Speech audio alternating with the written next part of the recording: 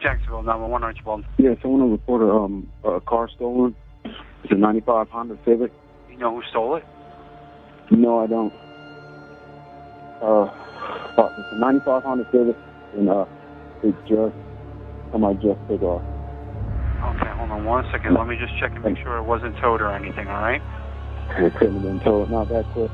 And my kid is in the back, still in the back of the car. My kid is in the back of the car. Tell me right now, your fucking kid's gone. What? My car's just been stolen. This is Lonna Lauramore Barton, mother of Lonzie Barton. Lonzie is a sweet 20-month-old boy who went missing in Jacksonville, Florida back in July of 2015. Months after his disappearance, his lifeless body was discovered among a pile of trash. Lonna was surprised when she was arrested for child neglect and drug charges. But things took an interesting turn when she pointed the finger at her boyfriend, Ruben Ebron, blaming the whole incident on him.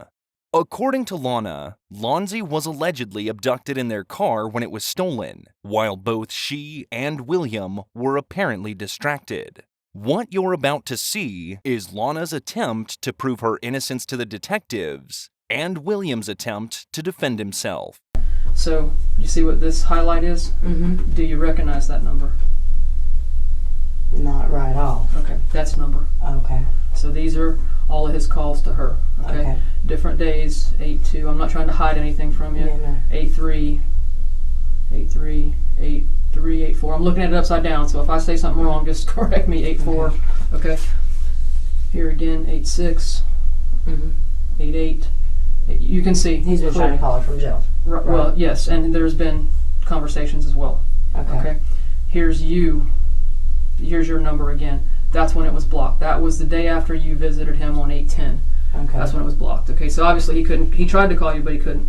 What I'm trying to show you the comparison is who you think he's clearly reaching out to. Her. Yeah. So I don't want to. I'm not trying to throw that in your face. No. Okay.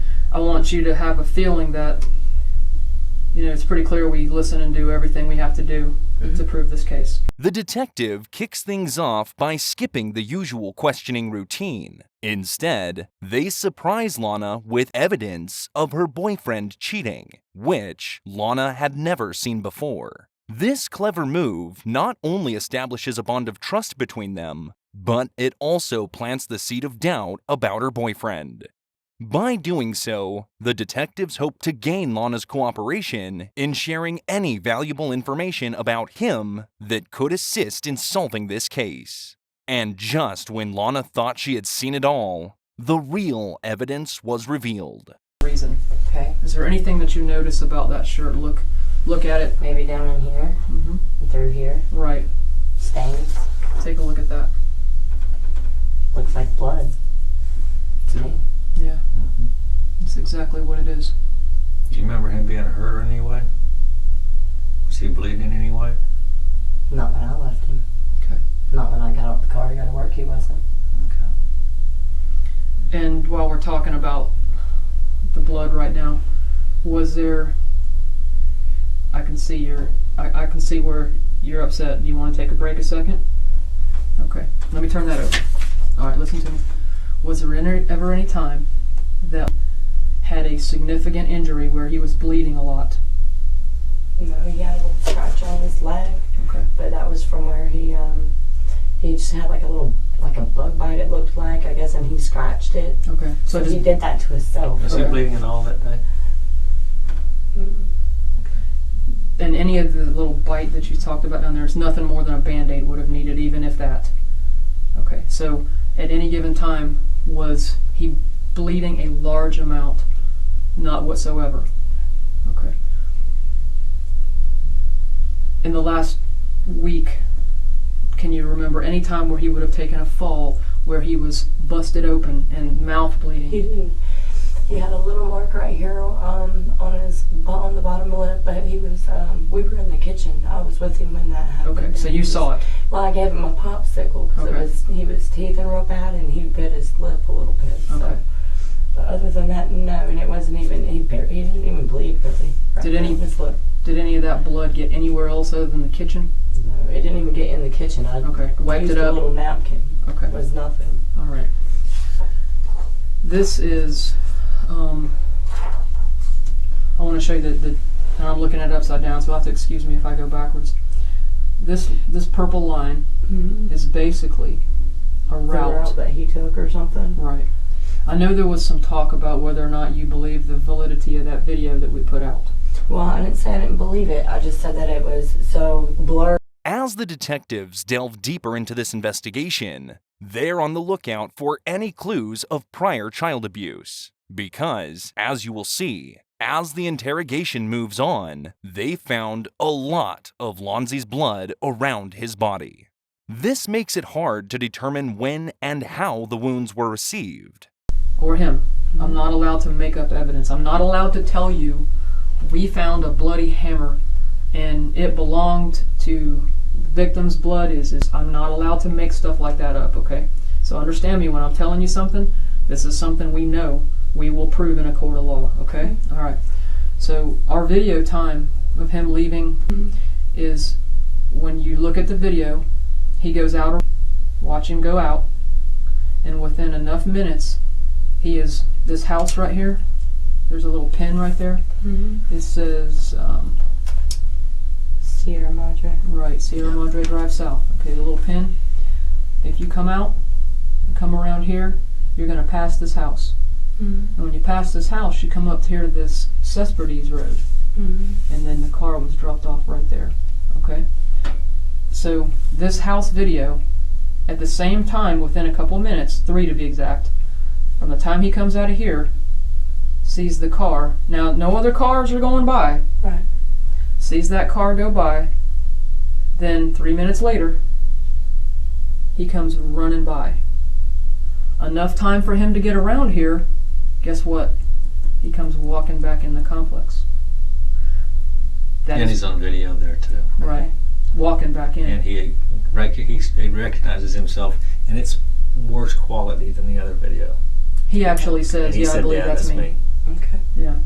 So, what we're trying to tell you is, He is at fault, obviously. yeah. What clearly we'd have to start with is I need you to understand the story of the car being stolen with the child in it is total horseshit. Okay. Okay? Do you understand that? I do. I understand that. All right. So So where was my baby when he wasn't, to the best of what we can say, he only brought this car over here. It was an alibi. He was trying to. he was never in it to begin with? No, he was trying to stage an alibi and make it look like a fake abduction, and that someone else had taken. The detectives quickly realized that Lonna had no idea where her boyfriend William and their son Lonzie were at the time of this incident. As they asked her questions, she was discovering these details for the very first time. Shockingly, it turned out that William had not only lied to the police, but also to her. In response, she shared all the information she had about him, including any potential reasons he might have had to kill their child. Lines of, this is his phone. These are all the people involved. Just people you know. Yeah, that's not bringing a picture. Yeah, that's her. That's the girl that called that he was going to serve the drugs to. She used to date him. Right?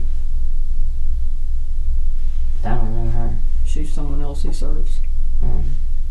That's the pill guy. Yep. I have seen him come to the house one time, and I kind of put 2 and 2 together. That night, he came to the house. He did? Oh, I didn't know that. There's a lot of things you don't know. This is Lapita trying to get him to. This is just messages and all. This is just messages that listen. When I say we picked everything apart, you included. Yeah. Okay, but you see, your phone was at Wacko's. Yeah. With me. Yeah, right. These are exactly the texts. This is that guy Paul. Okay, so this is just him talking dope. These are just text messages. It starts getting real because you're still with him. This is stuff going on when you're still with him. This is this girl talking about this pills. This is all talking about pills. This is pills. This is dope. This is his business. Okay, this is time frames. This is Brittany calling to see if you need a ride to work. Mm-hmm. Okay? Does that make sense? Mm-hmm. Okay. Here's where he drops you off. You're on video. He's on video. Then he starts getting texts from this guy. And so he drops you off, and he calls her for pills. And then guess what? She calls him back. He gets the money. This is on video. So that's what he's pulling the money out for, is for drugs. Yep. So he takes my kids out at 2:30 in the morning to go buy drugs from this stupid pregnant bitch. That shouldn't even be doing drugs to begin with. She's fucking pregnant. Yeah. And then it just goes in. This is just getting closer to this. He lies about where he's at when, because, okay, keep in mind, these phones are magic. Yeah. Every time they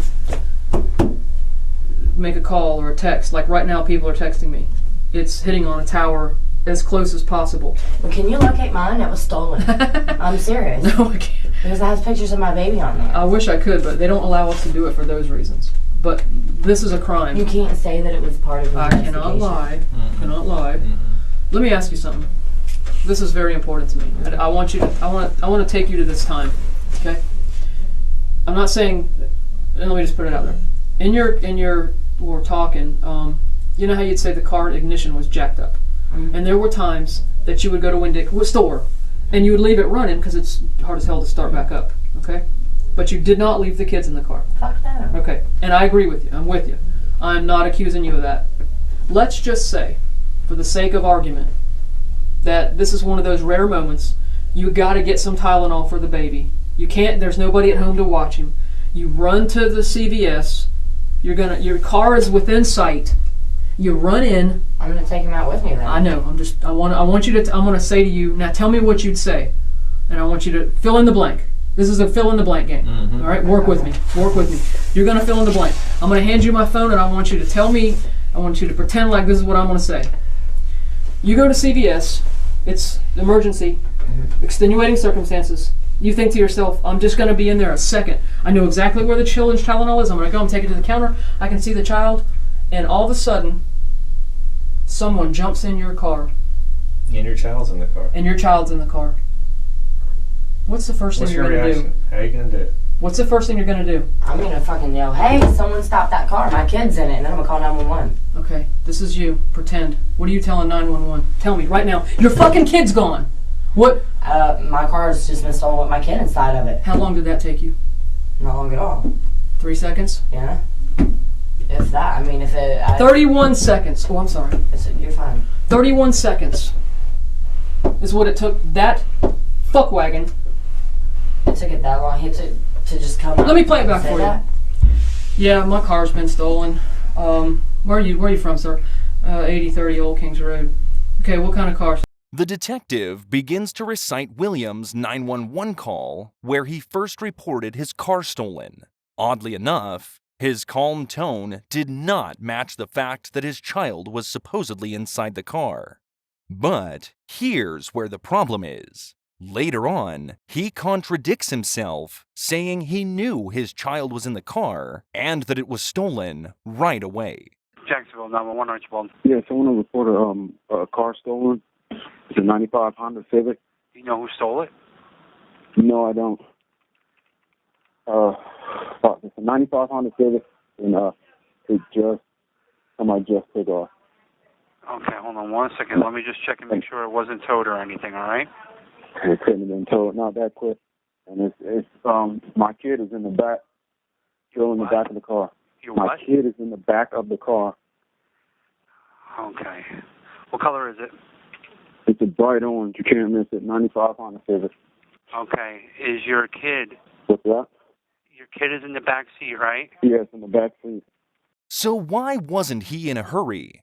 It just didn't make sense. Despite the mounting evidence against him, William was taken in for questioning. He spent hours defending himself and, of course, tried to shift the blame onto Lonna. However, his nonchalant demeanor raised eyebrows and made things seem a bit too casual. Whatever that is just nothing illegal, right? No. It's just vapor. And it No can't affect your ability to think straight. No, or not at all. As long as you don't blow up my face, if it calms you a little bit. But there's no weed or anything in there, which you obviously like to smoke a little bit of, right? California. That's it. Not quite legal here yet. Not yet. You mind if I go through this? The situation escalated rapidly. You see, William is completely unaware, but these detectives are already well informed about him and his girlfriend's missing child. However, they cleverly set up the conversation to make it seem like they're clueless, allowing William to share his side of the story first so they can try to catch any holes in his description of what happened. Does that phone have GPS? Yeah. Okay. So we'll be able to, it's going to tell us where you were, basically. Is there anything that you may have forgotten that it's going to tell us where you were? Nothing. Can you walk us through the routes that you drove? Line it up with your GPS on that phone? Straight up and down. And that's it? You didn't deviate at all from that? You didn't go into any neighborhoods, didn't stop at anyone's house? Nobody's house, no nothing. What's the route you use to go to and from Wackos?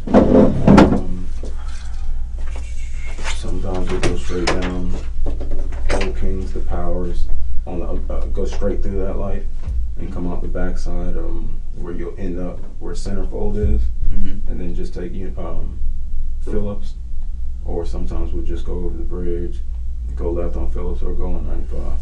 So it's 3 different routes, but that time we took, I believe we took 95. To take her to work? Yeah, dropped her off at work and then came back the same route. To 95 to Emerson? Yep, and then went straight over there to McDonald's. William is still quite clueless about this situation. Little does he know that Lonna had already presented a detailed map that revealed the exact route he took on that fateful day, which was later proved by his phone's GPS. Instead of being honest with the police about his whereabouts, William starts digging himself into a deep, dark pit of lies. Instead of sticking to the usual routine of driving Lonna to work and returning home, he met up with his drug dealer and mysteriously ended up in the very woods where Lonzie's body was found. What if you had a chance to tell Lonna what happened? What have I told her? Yeah. What did you tell her what the story was so far? I just told her exactly that. I went upstairs, she ended up coming in. When I went out there, the car was gone. Make sure I'm clear. Yeah. Went to the laundry with you. Yeah. She stayed in the car. Yeah. So did Aaron.